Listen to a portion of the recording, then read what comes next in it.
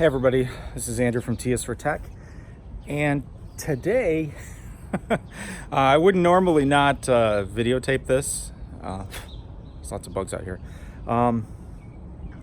Yeah, I normally wouldn't put this on the channel, but since JumpFlex, which is a company that I got this trampoline for my kids, since they have a YouTube channel, yeah, I might as well just videotape a little bit of this process of putting this thing together and put it on YouTube. Why not? There's gnats out here. Anyways, so yeah, so I'm gonna flip this around.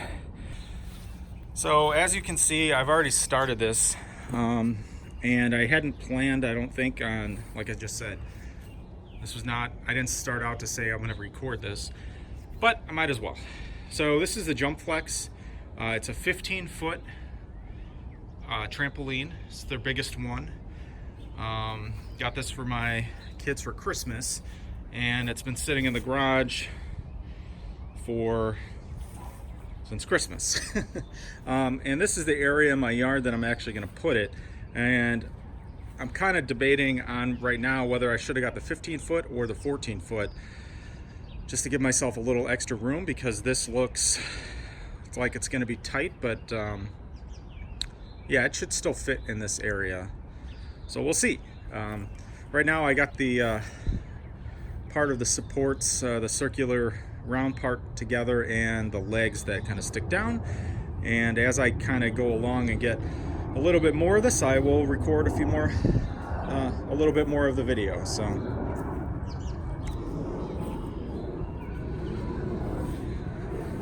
yeah,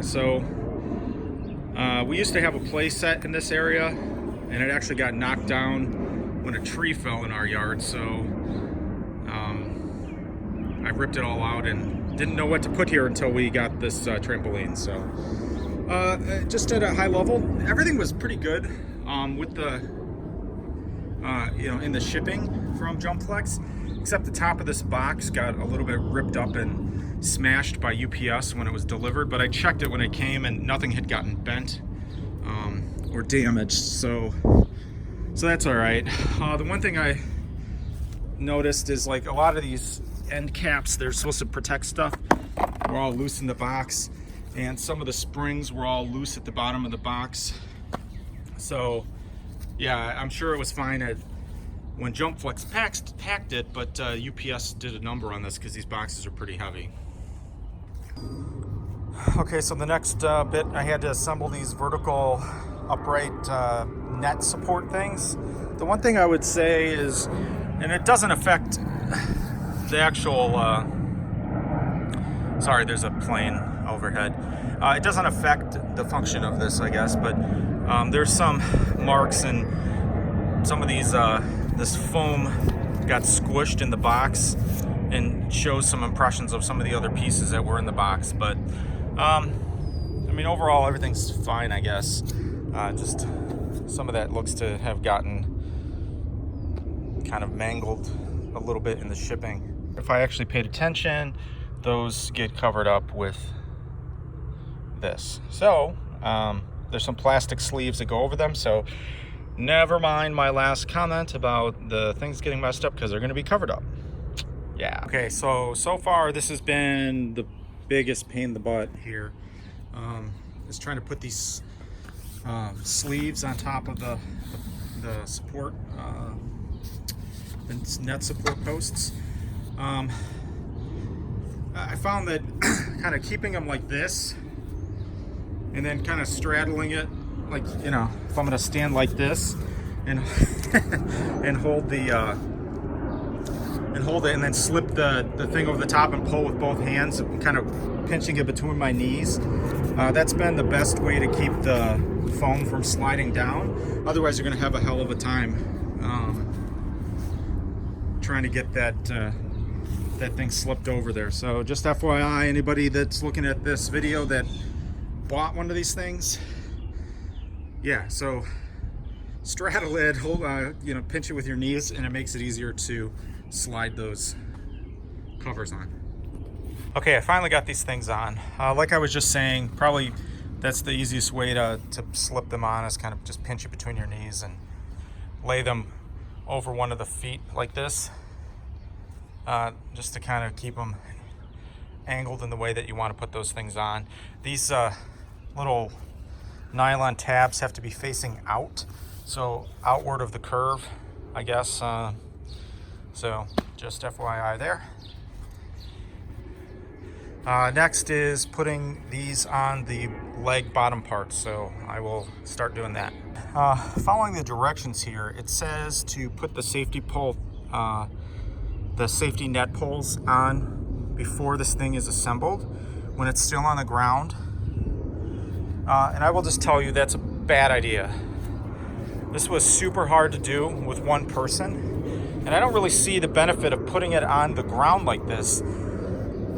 Instead, I think I'm just going to put the whole trampoline circle together and then put the vertical poles on, because they're not that heavy, so I don't understand why the suggestion is to put them on this way. It just seems counterproductive, because you're then wrangling with this thing on the ground, because it's not a half, you know what I mean? Like, it's stupid. So anybody that's watching this video thinking about getting one of these and putting them together, don't do that the way the direction says. At least that's my opinion. Let me put this piece together and then see if that's any easier. I think it will be. So yeah, I think it'd be easier to put those vertical things on when this thing is assembled. And I can already tell that I have a little bit of a issue with the backyard being level, so I'm gonna have to build up underneath some of these legs to kind of level this out once it's all together. But yeah, I think it'll be easier to do it this way than struggling with it when the pieces are on the ground. Yeah, definitely for me, putting these together while this is already in a circle is definitely easier to put those on. They're not heavy at all, so. Okay, I ran into my first snag with this thing. Got almost all of the uprights on except this last one. I don't know if you can see this, but the head of the bolt that I'm supposed to use, I can't. It's full of. It's like a defective bolt, and I can't tighten this thing down because this spins, and I can't do it. So I'm gonna go get a pair of vice grips and see if I can hold it and get it tight enough. Otherwise, I'm gonna have to try to find another bolt.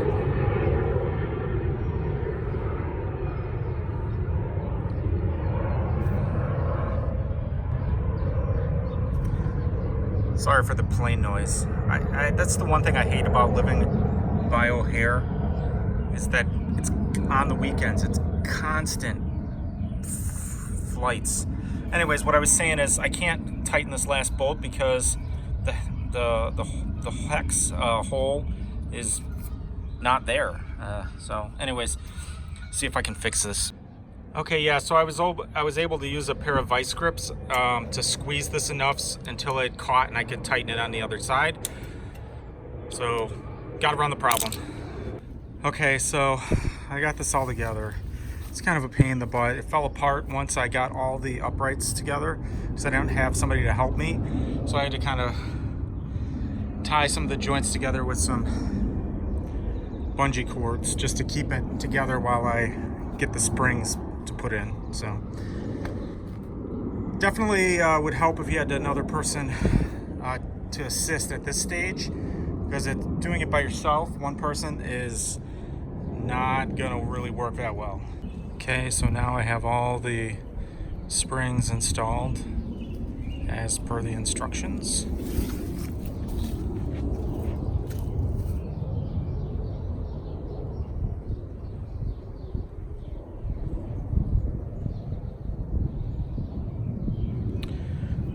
The next step is to put the mat together with the jumping, the mesh, the bottom. So we'll see how that turns out. Okay, at this point I got the jumping mat plus the safety net installed. That was kind of a pain to do, to stretch these springs out, but it wasn't too hard. And now I just laid the mat that goes on the edge on there. It's not tightened down, but I'm gonna put that on next and go from there. So I got the this external pad, mat, whatever you want to call it, safety thing that covers up the springs on. So the next step is to put get the safety net up on those things. So, well, that was difficult to get those safety things on the top. Yeah, definitely a struggle to do that. First couple were easy, obviously, but as soon as there's some tension, it was really hard to do. So just FYI, you might want a couple people to do that as well. Next is the ladder. Well, as you can see, it is complete.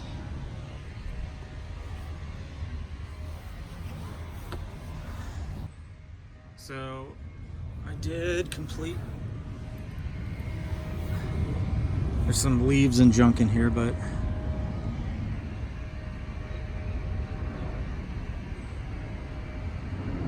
it is done. So it is basically completed. Got the ladder installed.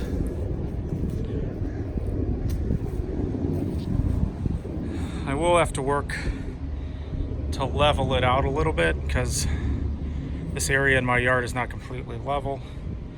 So I may have to dig out a little bit on the high side underneath where the legs are so that it's a little bit more level. But other than that,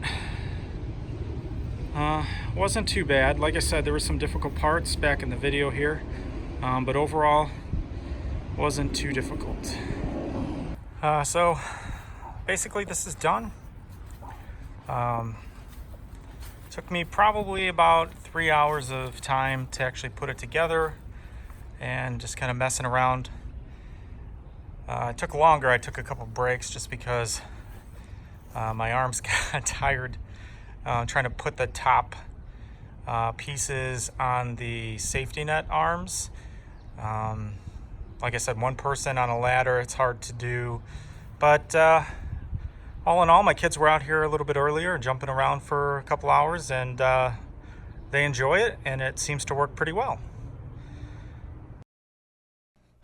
Like I said at the beginning of this video, this is not something I normally would put on this channel, but I thought somebody might be looking for more information about the JumpFlex trampolines. Yeah, the one thing I would just say is my wife and I did a ton of research on trampolines before Christmas time, knowing that the kids really wanted one and we had the space for one, and we ended up going with JumpFlex just based on a bunch of reviews that we read, and some recommendations from a couple friends actually, and we're really happy. I'm happy. It seems like a solid trampoline, as you can see. Didn't take too much effort to put together. You know, definitely would benefit from having two people to actually put it together, because there are some tricky parts and just awkward holding things while you're trying to attach you know, various pieces to this. So hopefully somebody out there finds this useful. Like I said, I'm not really getting anything out of this other than I think it's a good trampoline and wanted to kind of document putting it together. This is Andrew from T is for Tech. Thanks for watching, and I'll see you next time.